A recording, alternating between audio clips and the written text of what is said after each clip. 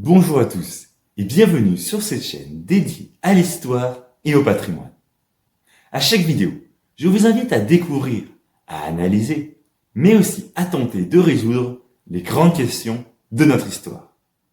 Avec la mort récente de Mikhaïl Gorbatchev, je vous invite aujourd'hui à découvrir la vie de cet homme qui aura participé à l'un des événements les plus importants de la fin du XXe siècle, la chute de l'URSS. Mais qui était vraiment Mikhaïl Gorbatchev, le dernier maître de l'Empire soviétique?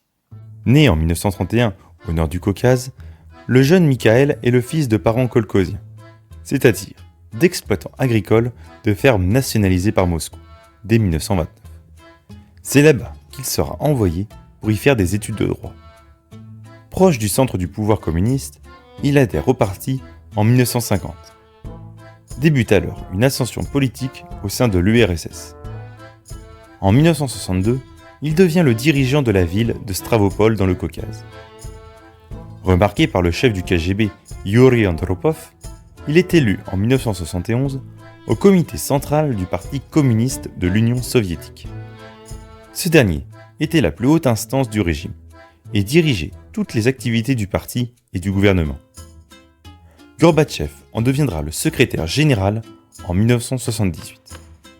Il rentrera enfin en 1980 au Politburo, l'organe suprême du comité central déterminant les politiques suivies par l'URSS. Cette dernière, en pleine guerre froide, doit faire face à des changements économiques avec l'émergence de nouvelles puissances comme la Chine de Deng Xiaoping. L'URSS doit choisir alors un nouveau dirigeant pouvant faire face à ces nouveaux défis. Le 11 mars 1985, Gorbatchev est choisi comme nouveau secrétaire du Parti communiste de l'Union soviétique. Il va alors tenter d'insuffler un nouvel élan à l'économie de son pays, mais aussi s'efforcer de sauver le système soviétique par de puissantes réformes, la perestroïka et la glasnost. La perestroïka, la reconstruction en russe, est le nom donné aux réformes économiques et sociales menées dès avril 1985 jusqu'à décembre 1991.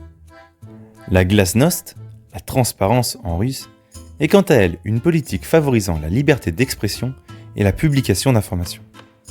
Cette dernière s'imposera d'elle-même à la suite du désastre de Tchernobyl en 1986 et à la demande d'informations de la part des puissances étrangères, mais aussi de la part de la population soviétique. Afin de favoriser l'acceptation de ces réformes, Gorbatchev n'hésite pas à renouveler les membres du parti pour en chasser les conservateurs et permettre l'arrivée de réformateurs favorables à ses projets.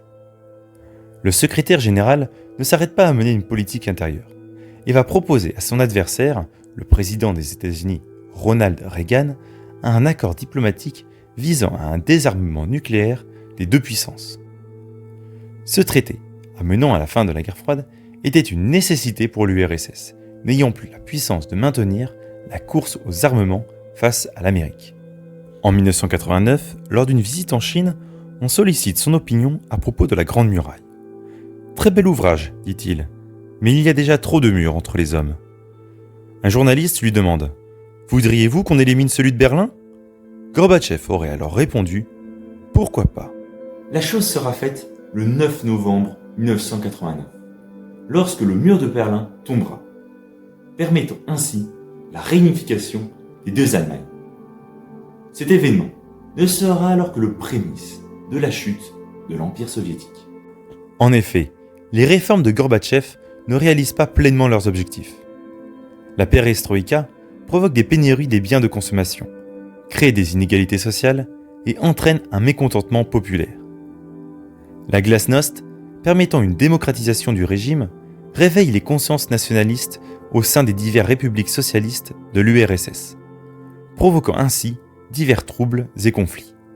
Face à ces tensions et en raison d'attaques de la part des conservateurs du parti qui considèrent Gorbatchev comme le fossoyeur du régime soviétique, mais aussi des réformateurs souhaitant l'instauration d'un véritable régime démocratique, le premier secrétaire décide de démissionner le 25 décembre 1991.